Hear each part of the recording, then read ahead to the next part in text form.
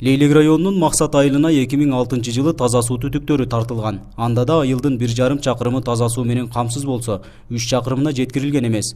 Учурда 10 жыл мурда курулган суу топтолуучу резервуар ремонтко муктаж болгондуктан, айыл тургундары кыш мезгилинде толук бойдон ичүүчү суусуз калышат. Бул маселе боюнча жергиликтүү бийликтин аракетинен майнап чыкпай келет. Адам баласы жашоо таза суу менен экен. Ошондой болсо да бүгүнкү күндө биздин таза суу маселеси өтө көйгөйлүү маселе болуп турат десем болот да. Бүгүнкү күндө суу сактагыч мына резервуарыбыз жарылып кетип, чөгүп кетип, жараксыз абалда турат.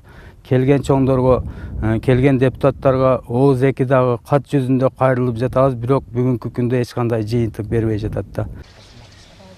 Айылга ичүүчү суу жумасына 2 гана күн берилгендиктен кээ бир тургундар короосуна суу сактагыч курушкан. Жашоочулардын билдиришинче, суу сактагычка таза суу жок учурунда сууну толтуруп, тунутуп ичүүгө аргасыз болушат. Айрыкча кыш мезгилинде арыктардан да суу келбей калгандыктан ден соолукка зыян болсо да, мындай кудуктардын пайдасы чоң дешет. Кранта суу токтоп калса, арыктардан толтура беребиз, лайка тунуп калат, тунук суу болот. Шеттен комшулар ичет. Эгер кранта суу чыкпай калат, апталап, күндөп, айлап чыкпай калат, ушул жерде суу ичет. Кышка дагы ушинтип камдап алабыз. Кышта вообще суу жок болот да, арык токтойт, кран токтойт, мына ушу авыздан ичет. Суунун жетишсиздигинен Максат айылы дыйканчылык кылууга да ыңгайсыз дешет. Мындан улам көпчүлүк жаштар сыртка эмгек мигранты болуп кетишкен.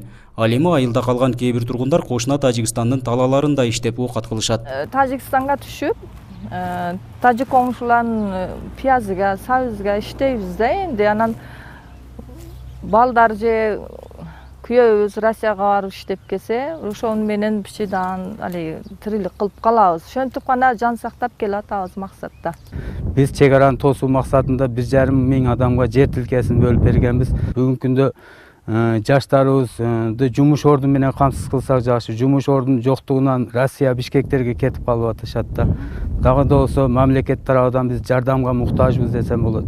Жардам берип, көңүл буруп берсе жакшы болот эле. Нургазы Жайнаков, Азат Курбанбеков, 7 канал Баткен өкүлчүлүгү.